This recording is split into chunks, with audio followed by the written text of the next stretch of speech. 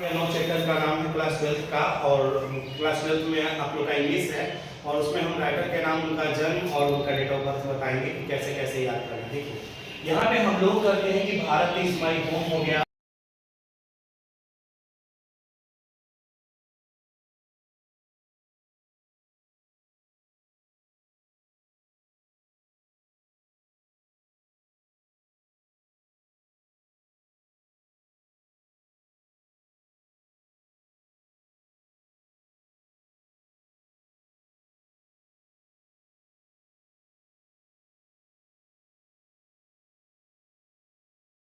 जैसे Indian civilization and culture हो गया, तो हम लोग ये बहुत दिक्कत भी होता है। बिहार बोर्ड में इसे लगभग 5-5 नंबर का लगभग आता है, मिलान करने वाला आता है, ABC करके 4 क्वेश्चन में से, और 3 क्वेश्चन की 2 क्वेश्चन का जवाब देना होता है।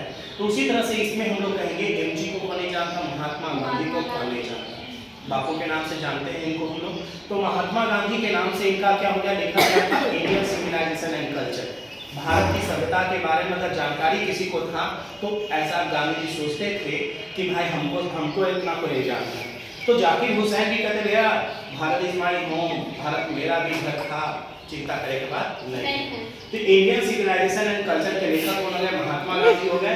और महात्मा गांधी का जन्म कब हुआ था जी, तो 1869 में हुआ था, और इनकी मृत्यु जो हुई थी कब हुई थी, 1948 हुई थी। और इनकी रेसिडेंसी जो थी, इनका जो घर था वो भारत से डिपेंड करता है। ये भी कभी कभी पूछ लेता है कि लोग विदेशी राइटर के नाम लिखना पड़ेगा। उसी तरह से दूसरा कहता है भारत इज माई होम, तो भारत मेरा भी घर है, कौन कहते हैं, डॉक्टर जाकिर हुसैन किनको कहते हैं, तो गांधी जी को कहते हैं। यहाँ से याद रखिएगा भारत इज माई होम के लेखक कौन है, डॉक्टर जाकिर हुसैन। और दूसरी कहेंगे इनका जन्म कब हुआ था, तो 1897 में हुआ था। इनका डेट ऑफ बर्थ है क्या, 1969 में, और ये इनका रेसिडेंसी क्या थे, भारत के ही रहने वाले थे। तीसरा में हम लोग कहेंगे, देखिए जी तीसरा में आता है, आपको हम लोग कहेंगे कि तीसरा में आता है एक पिंच ऑफ स्टम्प, एक चुटकी खैनी। कौन मांगते थे, मांग कर खाते थे। ऐसे भी देखती हो कि ट्रेन पर जाते हैं हम लोग, तो वहाँ पे देखो कि जो खैनी मेरी खाता है वो अपने आप पहचान में आ जाता है कि भाई बनाओ ना ये हम लोग। अब पता नहीं कि कैसे जान जाता है, ये नहीं पता चलता है, लेकिन वो जान जरूर जाता है कि खैनी खाए वाला नहीं है। और कहे तो मिलबो करेगा, बैठबो करेगा, गांजा पिए वाला, ये सब खाने वाला बड़े जल्दी सुगंध पकड़ लेता है। तो हम लोग कहेंगे कि पिंच ऑफ स्टम्प, एक चुटकी खैनी, मनोहर माल बोलकर। ठीक है, बहुत अच्छी कहानी है।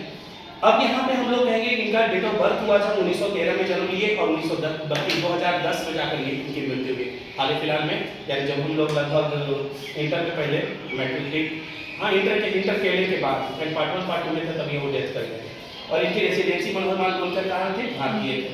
उसके बाद आ जाइए चौथा में हम लोग देखेंगे जी, चौथा में कौन था इधर sir, I have a dream.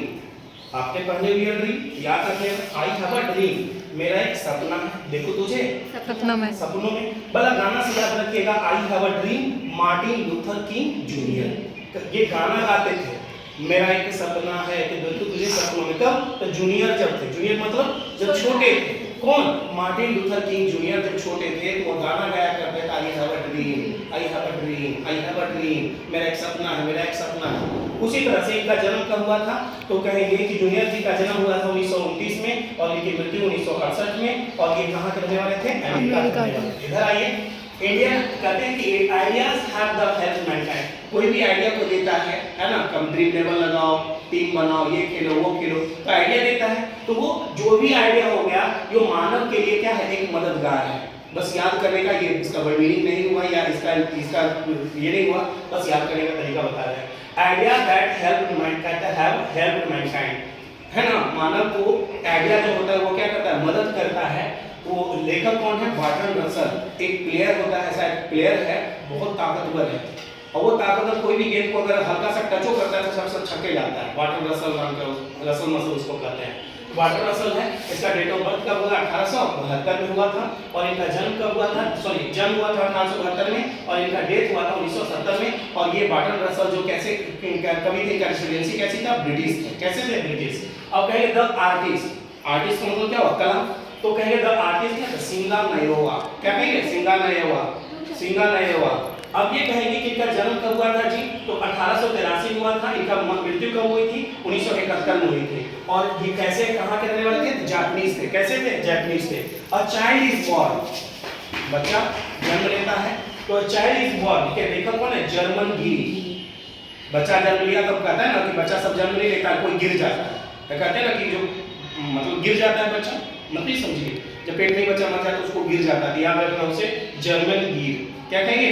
German गिर कहेंगे। और इनका जन्म हुआ 1939 में, इनकी मृत्यु पता नहीं। इनका रेसिडेंसी क्या था? ऑस्ट्रेलिया में। क्या थे?